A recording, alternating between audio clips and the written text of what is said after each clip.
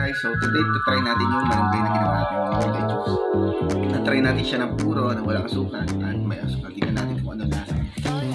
Para sa mga health conscious dyan. Kasi napakaraming vitamins at minerals ng malunggay.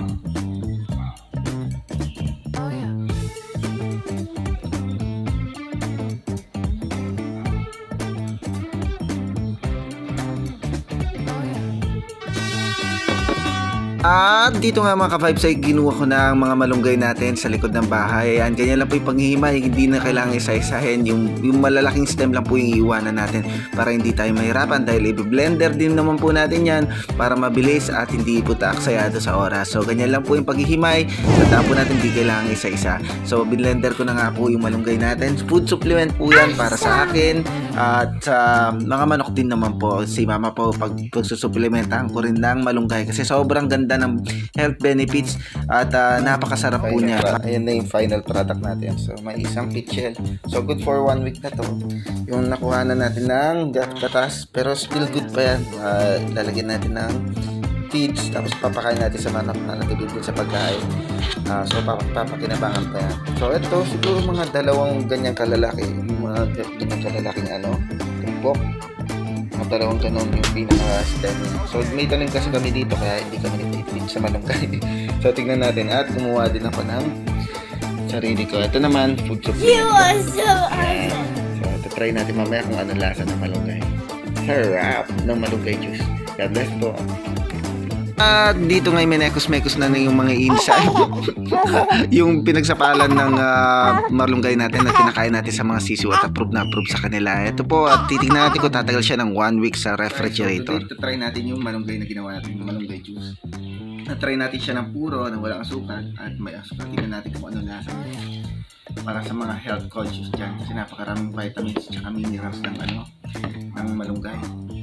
At alam din po ba natin na mayroong malunggay capsule supplement, yung powdered. So ganyan din po yan. Mas makakamura pa po tayo pag gumawa po tayo ng sarili natin at wala po yung overdose dahil organic at natural po ang ating ginagawang food supplement. God bless po. Mapait-pait siya. Para may hawig sample. Pero hindi siya ganun kapait. Mararamdaman mo yung ginhawa pagka ininom mo siya. Parang yung mga tagundi. Ganon. Pero masarap sa pakiramdam kasi hindi naman siya sobrang pait. Para siyang pampalaya na pinagaan ng asin tsaka ng tubig. Tapos yung wala na masyado lasa. So ganun siya. So try naman natin siya na walang tubig. Ay, walang tubig. Nang may asukal pa na? Ano ba yan? Nakaka-stagnant din pala siya.